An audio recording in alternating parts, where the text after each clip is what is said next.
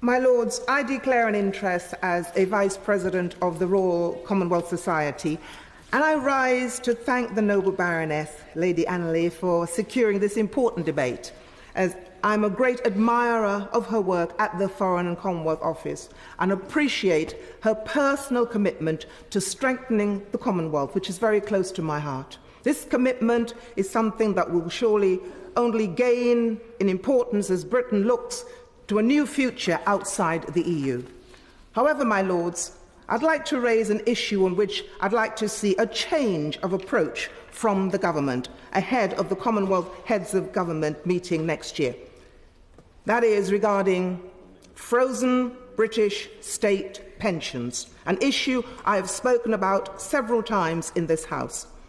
My Lords, the freezing of active exclusion of some British people who live overseas from the annual operating adjustments to state pensions, in my view, is a national shame and a great injustice, and this could affect any British citizen.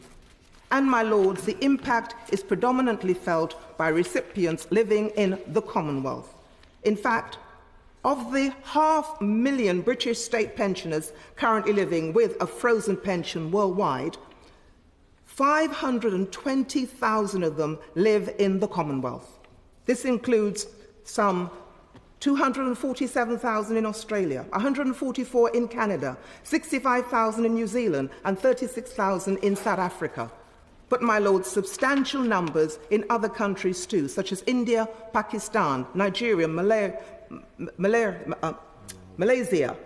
Antigua, St. Lucia, Montserrat, and other overseas British territories, and the list goes on and on and on.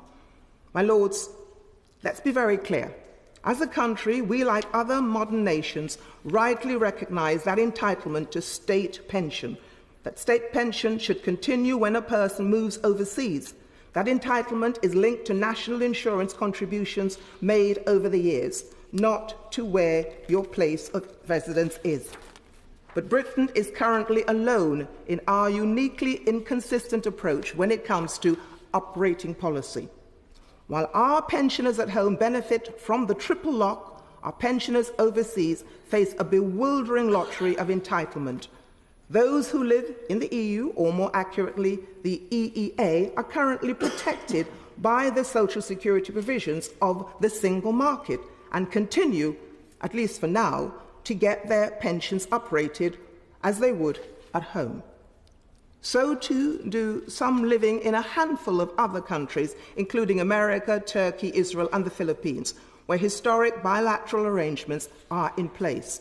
But for British pensioners living in most of the Commonwealth, their state pensions are frozen, with recipients destined to receive the same weekly rate for as long as they remain overseas. My Lords, one of the greatest benefits of the Commonwealth to Great Britain is surely the continuing economic and cultural ties the countries in it have with the UK and vice versa.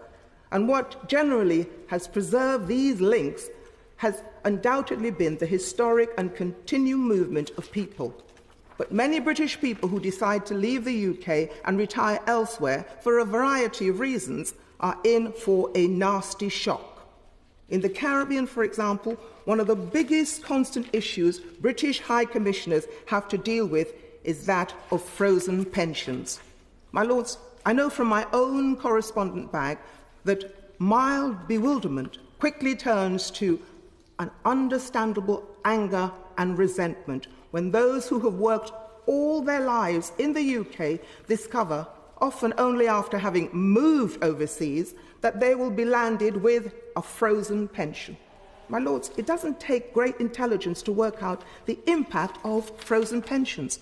Incomes fall in real terms year on year. For the first few years, an inconvenience, but as time goes by, a more serious concern. My Lords, I met an 85-year-old recently who had had their state pension frozen since their retirement to Canada in 1998.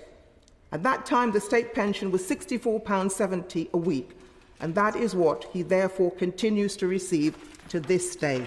My Lords, he is £25,000 poorer today than he would have been with an uprated pension and now understandably struggles to get on by his own income without the support of his family.